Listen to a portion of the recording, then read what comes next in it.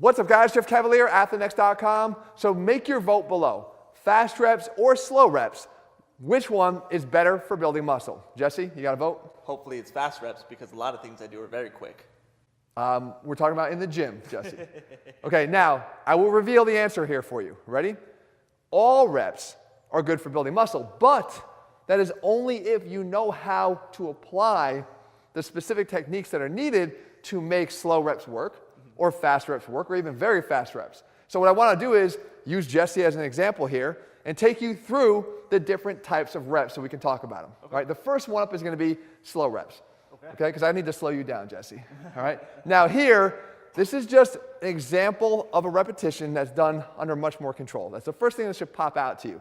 Is there's a lot more control, there's no momentum, there's good form. I like to call these inefficient repetitions. And I mean inefficient because as a trainer of athletes, I usually want them to utilize all the muscles that like to work together to perform a job and become a more efficient moving machine. But when you're trying to create muscle hypertrophy and growth, being inefficient in forcing the lats to do this entire motion here is going to help to overload the lats and make them grow. Now, if you want to make them grow even better when you do slow reps, you'd want to employ a type of technique here that we call trap sets that actually is taken right from my brand new Warrior program available over at ATHLEAN-X.com.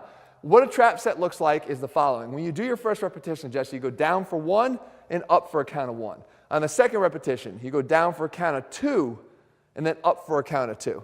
Third repetition is down for a count of 3 and up for a count of 3. You get the deal, Jesse, 4 and 4, right? So keep going, 4 and 4. Now, how do you know if you're going too heavy when you're trying to be controlled on a slower repetition? You should be able to stop that bar at any point in the range of motion. Stop. Good, now keep going.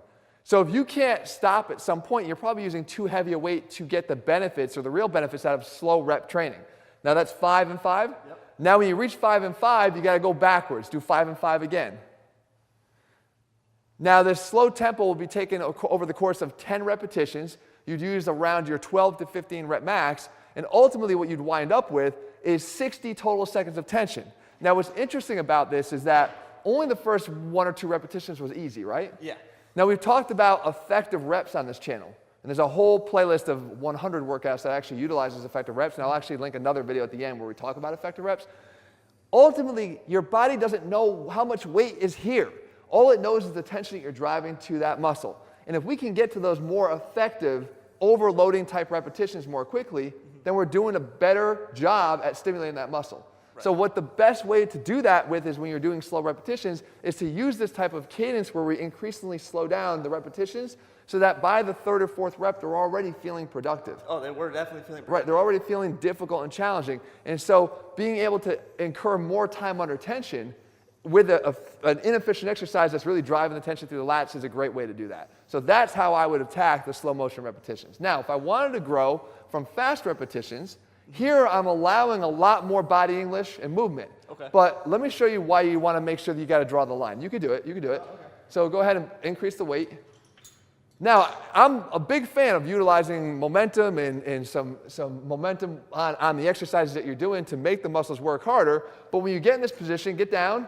Now, I want you to just simply lean your body back all the way. Just leaning back like that. Now, what you see is I pulled the bar down to a certain degree with no work being done, right? Right. Maybe for your low back, but that's it. Now, keep your hands here and bend your body back up to the bar. Okay, now you're almost in a lat pull down position, yep. But you did no work to get here. None. Okay, go back up to the top. See, at some point, if you just start throwing your body all over the place when you do faster, more powerful repetitions, you're just going to let body positioning lift the weight for you and not the actual muscles. Right. So we have to draw the line somewhere. If you do a lat pull down, you can explosively start pulling. Go ahead. But you have to draw a line, and most importantly, I'll show you in a second, get it going, cool, draw the line by locking in place. Lean back, boom, lock in place. This is the key though. This part of the lift, the eccentric raising of that bar back up to the top under control. This is the part of the lift that we know we incur the most stretch. This is the part where we know we force the muscles to do more work.